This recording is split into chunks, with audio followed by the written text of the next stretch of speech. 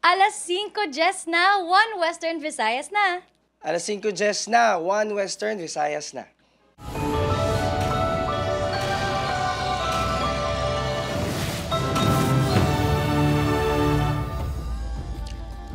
Mga balitang nga atong tutukan, subong nga Lunes, madamo nga pamatanon ka grupo nagupod sa ginhiwat nga hublag protesta kahapon. Malapnagon nga protesta kontra korupsyon liwat nga ginhiwat sa Western Visayas kag Negros. Rally nangin matawhay suno sa PRO6. Lalaki nga nagpakilala pulis sa Bacolod City arestado sa entrapment operation sa ginaligar pagpangilkil. Balay na wasak matapos maigos ang buhawi sa Dumangas, Iloilo. 3 pa kabalay na halitan. 7 ka posible suspect sa mga bomb threats sa Iloilo City. Ginaplayan na sa cyber warrant sa korte suno sa ICPO. Kag Noche Buena Prize Guide 2025 ginpagwa na sa DTI.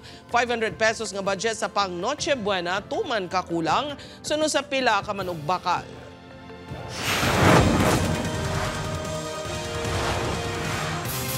Ini ang GMA Regional TV, 1 Western Visayas.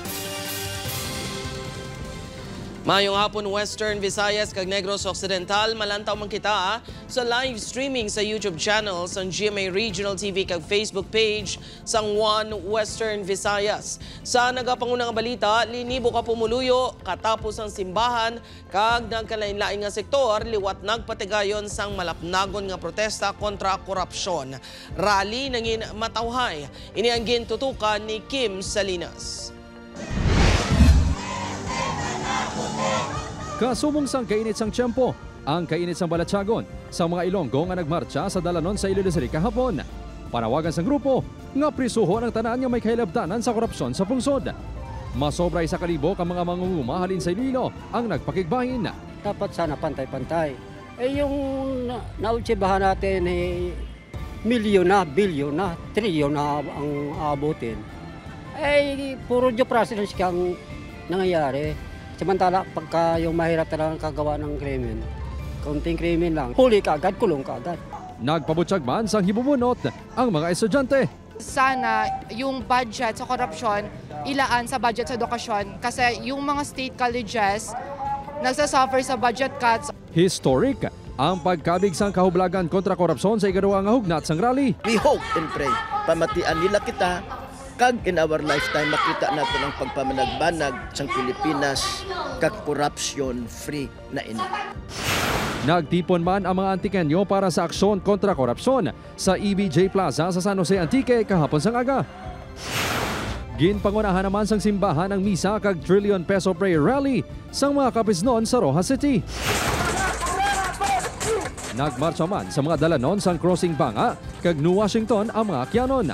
Nangin malinong kag matawhay ang paghiwat sang protesta sa Western Visayas suno sa PRO6. The protest rallies all across the region is generally peaceful. No untoward incident that transpired. Sa Bacolod City, nagasinggitan samtang nagamarcha ang mga estudyante, transport groups kag katapos ang simbahan. Matapos ang marcha sa Bacolod City Public Plaza, ginhiwat ang isa ka programa sa pagpanguna sang simbahan. Suno sa simbahan, ang ining aktibidad, patimaan nga mas magaugyon pa ang komunidad sa panawagan nga mapanabat na ang korap nga mga opisyal sang gobyerno. We are not condemning the person, but we are condemning the acts, especially of greed. No? It is sinful, of course. Upod Germel Porquia, Kim Salinas, 1 Western Visayas. Para sa dugang ang mga balita sa Negros, kag panay mangin kaupod ta si Adrian Prietos. Adrian? Yes, Jert, mga kapuso, madamong kinya salamat. Lalaki nga nagapakilala, pulis, arestado sa entrapment operation bangod sa ginabahayag pagpangilkil. Yaring balita nga itong gintutugan. Diri sa Kilidalan sang Barangay Sigang Airport, ginkasa sang operatiba ang entrapment operation batok sa lalaki nga nagpakilala pulis. Ang lalaki sa video, nagpakilala nga si John Patrick Uychat Calzado, 38 anyos, sang South Cotabato. Ginareklamo ini sang pagpangilkil. Halin sang September nga mo nang iagawi dira sa surveillance. mangita siya drug personality, kadtuon niya ang drug personality, pakilala sa police major. Sa sulod sang 2 ka bulan, kapin 700,000 pesos nang nakuha sini halin sa isa pa lang ka persona. Modus sini ang pagganyat sa mahimatao kon persona nga konektado sa ilegal nga droga nga kakason ang ngalan sa drugs watch list kabaylo sang kwarta. May posible, sir, nga halin siya sa ibang lugar, nagkatulan din siya ng extort. May mga comment man siya sa social media nga daw amo man ang tao nga nagbiktima sila. Nagapangatubang ang suspect sa reklamo nga usurpation of authority kag 16 counts sa robbery extortion. Sang ginpadulungan sa news team sa Police Station 8, wala na ini nagpa-interview apang nagreklamo nga nagapinot ang dughan. Anong nararamdaman mo, Kap? Heart. Ha? Heart? May heart problem ka, Kap? Diagnosed? Ang findings so siya BP, sir, is 120/90, which is normal man na. Then, ano lang ang victim nga galingin ko no iya ulo. So, kinanlanta lang siya i-check good kay pwede man siya electric fan kay naggambal sa sakon nga may sakit sa kuno sa heart. Nagpasalig ang kapulisan nga wala sang pareho nga modus sa ilahanay. So ang aton nga kapulisan, no, more especially the CDEO, the CIO, so remain to the remain sila sa aton nga magtrabaho. Is rest assured 100% nga aton mga personnel wala naga-engage sa amo sina nga mga activity. Opon, Karil Gasilio, Adrian Bretos, 1 Western Visayas. Mga kapuso, 7 ka suspected social media accounts sa likod sa mga bomb threats sa Iloilo City ginaplayan na sang cyber warrant sa korte. PRO6 naka-record sang 73 ka bomb threats sa Western Visayas sang Nobyembre. Ini ang gintutukan ni Kim Salinas. Nag-apply na sang cyber warrant ang Iloilo City Police Office sa korte para sa 7 ka social media accounts nga ginatudlo responsable sa seryesang bomb threats sa mga bulutuan sa Iloilo City. Ang 7 ang kabahin sang 20 ka social media accounts nga ginaimbestigaran sang ICPO upod sa Regional Anti-Cybercrime Unit 6. Sa cyber warrant, posible matukiman kung ang mga social media accounts ang halin sa isa o kung nagkalain-lain nga individual. With that cyber warrants, wailabot nga matagaan kita otoridad, ma-access ta online ang mga detalye sa mga personalidad sa likod sa itong mga accounts. Dugang ni Major Sangrines, paghangkat ang pagpasaka sa reklamo sa mga responsable, bangod may 4 pa kabulutuan nga wala gihapon nakadesisyon. Ginahinyo taman nga kuntani ma-expedite ang requirement naton nga kinahanglan gid naton ng kooperasyon sa mga eskwelahan nga involved. Samtang sa datos ng Police Regional Office 6, 73 ka bomb threat ang na-record sa Western Visayas sa bulan sang Nobyembre. May 2 na ang napasakaan sa kaso. Isa diri si alias Kate nga ginatulo sa likod sang pagpamahog sa Ramon Avancenia National High School sang Nobyembre 18. Ikaduwa si alias Jojo nga nagako nga may kaymuan sa bomb threat sa Oton National High School. Hindi organisado ang mga pamahog suno sa PRO6.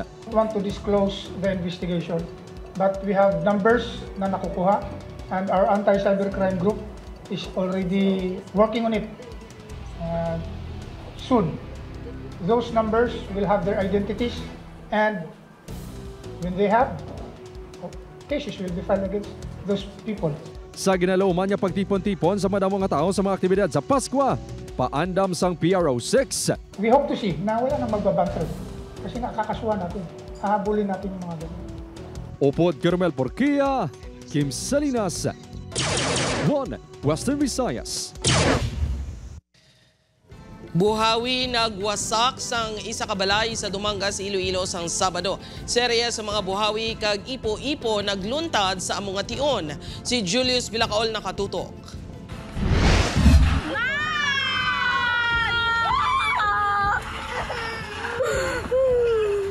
Makita sa sininga video ang paglinupad sa mga debris kadungan sa pagtuhaw sa buhawi. Mation-tion pa, makita ang pagkawasak sang isa ka balay nga ginigo sini. Nakita ko nga may nagalinupad, tapos amo to nga time naghamban ako sa bana ko nga balik tanay kanday nanay kay do lain na iya.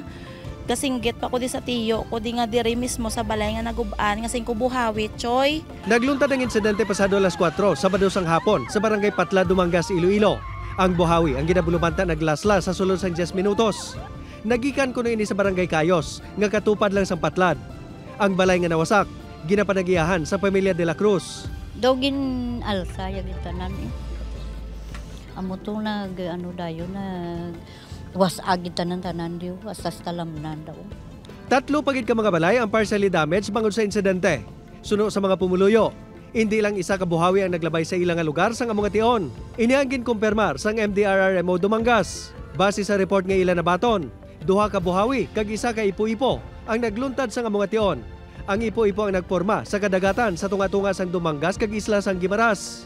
Apang wala sang ginreport nga ginhalitan sini. Pero ang sa may dagat to yamo to ang pinakakulol ba ang gitama kadako ko. Ginkumpirmar naman sa Pag-asa nga may severe thunderstorm advisory sa Dumangas sa nagluntad ang buhawi kag ipo-ipo. Kag hindi kuno tumalagsahon nga hindi lang isa sang siningasahi sang phenomenon ang nagaluntad. Hangin na siya nga nagasaka sa aton nga kalangitan.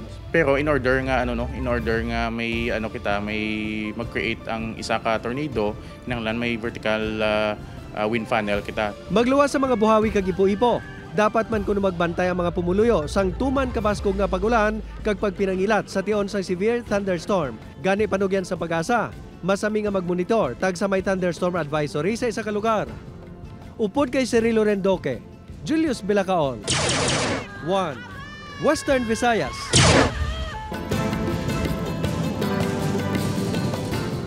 Mga kapuso, Department of Trade and Industry nagpagwa na sang price guide sa Noche Buena items sa nagahilapit nga Pasko. Samtang DA6 hindi pa makapatuman sang 120 pesos per kilo nga maximum suggested retail price sang Bombay bangod wala pa sa nabaton nga order. Si Kim Salinas nakatutok live sa Central Market. Kim?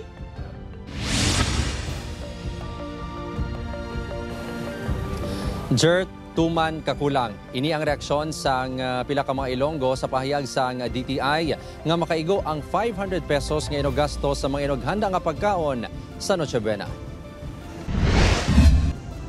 Agud giyahan ang mga manugbakal sa mga presyo sa mga Noche Buena items. Nagpagwa ang Department of Trade and Industry sang price guide nga mangin epektibo tubtob Desyembre 31, 2025. Ang price guide ang may 256 ka stock keeping units o kon SKU sa 14 ka product categories. Ginalaki pa ni isang ham, fruit cocktail, all-purpose cream, nata de coco, kaong, queso de bola, cheese, mayonnaise, sandwich spread, pasta kon spaghetti kag elbow macaroni. Sa 256 ka SKU, 37% diri ang nagsakang preso. Ginasiguro sa mga manugbaligya sang Noche Buena products sa Iloilo Central Market nga wala sila naga-overpricing. Pati ta sa rules bala sang DTI. Kag ang mga tao mabakal man sa imo kay gasunod ka sa presyo. Kung mahal imo sinong bakalbi, inanglan tama lang nga ginansya. Samtang wala gin kumpormihan sang pila ka mga Ilonggo ang statement ni DTI Secretary Cristina Roque nga makaigo ang 500 pesos nga budget sa paghimo sa mga pagkaon pang Noche Buena, kasubong sang salad, spaghetti kag Christmas ham. Do palagpat idi. Kung bata nga mga 4 or 5 na pagganit la kauna, subong nga daan ti mahal nga daan balaklon. Tit alangan mga salad kay butang mo gatas lang, kulang-kulang Ang salad mo white fruit. Wala gidi. Gin panindugan ni Roque nga ang budget ang makaigo sa pamilya nga hindi maglapaw sa 4 miyembro. Samtang nagsugod na subong adlaw ang pagpatuman sa Department of Agriculture sang 120 pesos per kilo nga maximum suggested retail price sang Bombay sa mga pampubliko nga merkado. Apang sunod sa Department of Agriculture 6, wala pa sang nabaton nga order sa pagpatuman sang MSRP. Rason niya hindi pa makapatuman sang mando. Everyday man ang among price monitoring. Once nga may makita kami nga may overprice, so i-report man lang na namon, sir. And then may adjudication officer kami kung ano ang dapat nga obrahon namon.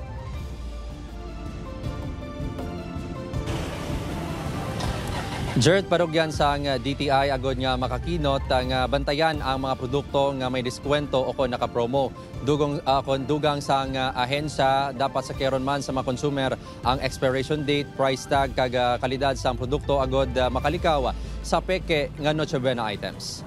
Jert, Madamong gid nga salamat sa detalye kapuso Kim Salinas. Fake news article mga kapuso ang nagalapta online nga ginapahay ginpagwa sang GMA News Online. Nakasaad sa nasambit nga online article ang interview kay Finance Secretary Frederick Go angot sa mga investment. Hindi iya sang GMA Network o kung GMA News Online ang URL sang peke nga article. May mga links man nga nakabutang dito nga posible phishing o kung isa kasahay isang cyber attack kung sa diin sara makuha ang inyong personal nga impormasyon. Para masigurado nga green flag, makita ang mga news articles sa GMA News Online sa www.gmanetwork.com/news. Ini ang GMA Regional TV, One Western Visayas. Mga kapuso, ginapahayag dako nga kuring nag-atake sa lalaki sa sulod sa iya balay sa Leganés, Iloilo. Biktima Pilason, ini ang gintutukan ni Kim Salinas. Mga tinulo sang dugo, kag sundang nga puno sang dugo. Ini ang makitaan sa video nga ginkuha sang news team sa lalaki nga ginapahayag, ginatake sang dako nga kuring. Pagsaysay sang 41 anyos nga si Boting, ang mga dugo. Ang tugas ang iya pagbuno sa ginapahayag kuring nga nag-atake sa iya balay sa barangay Kamangay, Leganés, Iloilo, Martes ang gabi. Nagakatulog kuno ini sa namatsagan ang hana nga pagdumog sa iya sang kuring nga nagadako sang askal nga ido. Ang kuring, ang tuman kuno kay Tom, kag pula ang mata. Ingando sa masaksundang ko. Amo to daw na may igo sa duwa ka igo, tapos nangindulaan sa pasigan namong suga, wala na. Nakita na lang ang dugo sa salog. Antes ni ginatake man ini sang normal nga kadakuon nga kuring sa mados ang gabi. Sa diin, ginkagat ini sa natuo nga paa. Ginlampos na kuno ini kag nagpalagyo. Pagpati ni Boting, ginbalikan siya sang kuring sa diin. Nagtigbaliw na ini isang Martes ang gabi. Basi lang kung may kinanglan ng guro sa kon. Di tamkano, aswang man siya o kuring. Basta amo lang masiling ko, andam-andam lang mga kabataan. Basi kung sila blaan. Apang suno sa mga kasilingan ni Boting, wala man sila sang nabatsagan nga makahaladlok sa among ation. Duway man. Dugay na ko ni, malam na ko niya. Dako ni paseng aswang, kaya alam ko kita na. Nakimot man ang punong barangay sang Kamangay, sang mabatian ang natabo. Aware lang kung may aragin man mataya tabo, liwat, pabalo lang sila kay sa amon. Magaligmat sila kung tuod gina. Suno sa head exorcist sa Archdiocese of Haro, may posibilidad nga nag-exister ang kasubong at tinuga. Ginpatublukan na ni alias Boting sang anti-rabies kag anti-tetano ang pilas ni. Tungod kay they are spiritual beings, may possibility nga may ara gid man. There is a possibility that there are magics nga nagakatabogin man sa palibot naton. Pero nonetheless, ang ato niya pagpati nga they are evil. Holy water, ang exorcise oil, pwede ka nakagamit asin. Bukod sa papablessing, amo mismo nga dapat ang panimalay magapangadigid. Suno sa Iloilo Provincial Health Office, gilayon magpabakuna sa Rural Health Center kung makagat sang kuring, ido o kung iban pangasapat. Hindi man kuno solusyon ang pagpatandok. Importante ini para nga malantaw ang atong napilas, masses. Kung kinahanglan mo bala maghatag antibiotic kay aside sa rabies, may iba't pagkita nga kagaw nga pwede maka-cause infection sa aton nga pilas. Ugasan ginaton gilayon ang aton nga pilas ang habon kang tubig for at least 15 minutes kag bawal ginini padugoon. Upod Kirmel Porquia, Kim Salinas, One Western Visayas.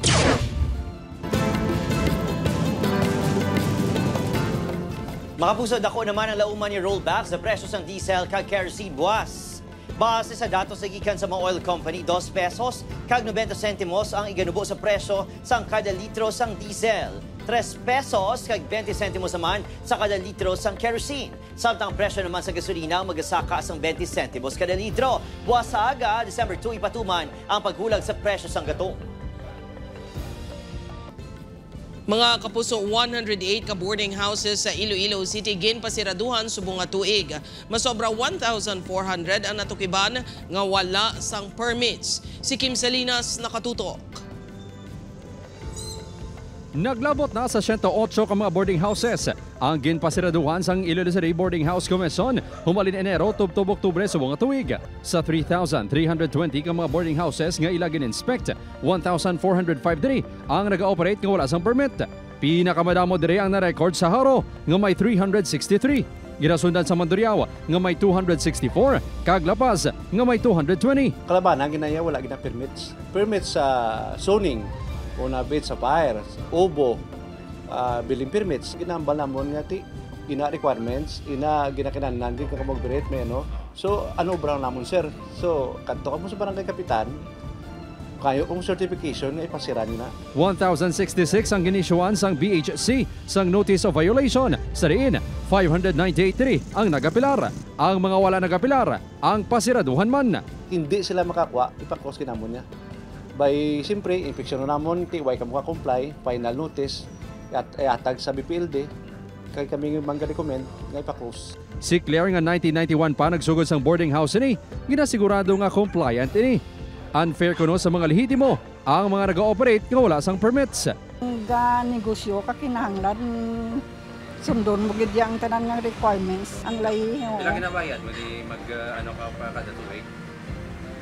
Mga 15. Ang first year marine engineering student nga bago lang nag-board sa syudad, ginasigurado nga kumpleto sa permits ang ginisudlan nga boarding house. Para sa seguridad ko mamlasa. O bebe mo may tabo, panatag ako sa gulingan ko. Upod Caramel Porquia, Kim Salinas, 1 Western Visayas. Mga kapuso, ginanunsyo sa GMA Network ang appointment ni Michelle Seva bilang officer in charge sa GMA Integrated News. Kasunod din na ang early retirement ni Oliver Victor Amoroso bilang Senior Vice President and Head sa Integrated News, Regional TV and Synergy. Si Seva ang magapamuno sa bilog nga GMA Integrated News, Super Radio DZBB kag GMA News Online. Bilang concurrent Vice President for News Programs and Specials, si Seva man ang Head of Production sa mga award-winning newscasts sa Kapuso Network. Ginbutang naman si Senior Assistant Vice President Maravik Araneta bilang OIC sa Regional TV and Synergy. Siya ang nagadumala sa operations kag production sa GMA Regional TV stations sa nagkalain-lain nga bahin sang pungsod. Subong man ang sports partnerships kag iban pa nga events sang GMA kasubong sang NCAA.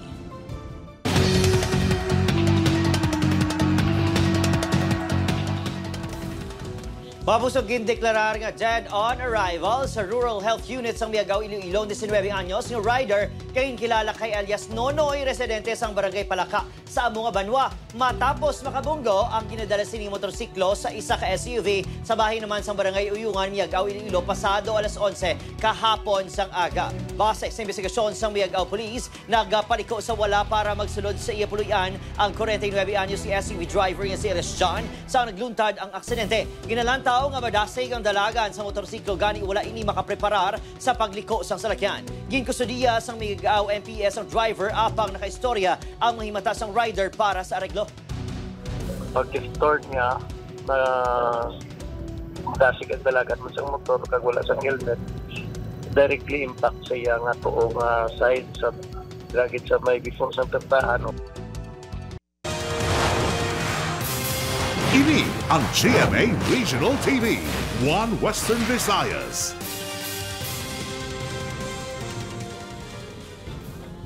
Mapusaduhan naman kay Ilongga OFW ang ginapahayag nga nag-eksperyensya subong sang trauma bangod sa sunog nga nagluntad sa pila ka housing building sa Hong Kong sang Damlaglang. Ang duhang lunsay babaye kag tumandok sa Maasin, Iloilo kag nagatrabaho sa nasunog nga mga building. Suno sa Peso, Iloilo, nagahatag sang impormasyon ang pamilya sa duha ka OFW sa Maasin LGU. Nagatinguha man ang provincial government nga magkapakig-angot sa mga OFW. Sa tion nga magdesisyon ang maini nga magpauli handa ang provincial government nga magbulig. Ang insidente nagtugas ang kamatayon sang malapit sa 150 ka persona.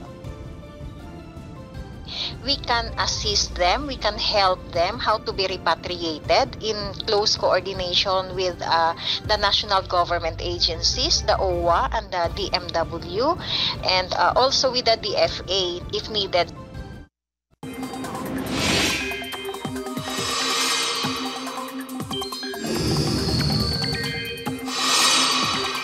Mapuso wala sang bagyo pero may pag-ulan sa gihapon sa ibang bahin sang pungsod.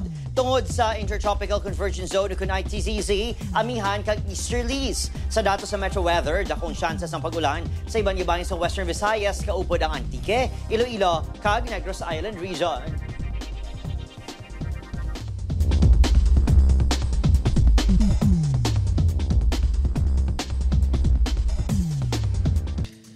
Mga kapuso, mga usa kag anghel nga himo sa ratan patok nga pang dekorasyon subong nga Pasko. Si Eileen Pedreso nakatutok. Sa kamahal sa mga balaklong subong, wala na halos budget nga mabilin para sa Christmas decorations. Pero kapuso, may tsansa pa nga makadisplay ka. Sa Circumferential Road sa Barangay Villamonte, Bacolod City, pwede gid magahapit sa sining nga baligyan sa Christmas decors nga human sa ratan. 20 ka tuig na kuno nga nag-obra sa mga produkto nga human sa ratan si Freddy. Nakita kong magandang gawin sa matibay. Ginawa kong Christmas tree. Mauti ang pang makalilingaw ang proseso sa pag-ubra nga nagalabot sa 2 tubtub 3 ka oras. Ang usa, ang isa sa iya pinakapaborito, kay isa man sa mga mabakal. Lagyan ng paa, tapos lagyan ng sungay, bulto, mulso. Maganda na siya, usa na siyang tingnan, mahirap. Kung hindi mo alam to, tabingi yung mapa niya. Sa mga sungay, mahusay na maggumawa. Nagkalain-laing nakadakuon ang usa ka anghel nga ginaobra ni Freddy. Ganit pwede gid ibutang sa sulod o kung sa man sang balay subong nga Pasko. Gani ka puso, mas hatagan ta sang duag ang aton nga Pasko pinaagi sa pagbutang sang dekorasyon nga simple pero espesyal. Eileen Pedreso, 1 Western Visayas. Mga kapuso, 24 days na lang, Pasko na. Ako si Jerth Road, Charlatan, ini ang 1 Western Visayas, bugos nga puwersa para sa mas dako nga misyon, kag mas masangkad nga pagserbisyo sa pungsod.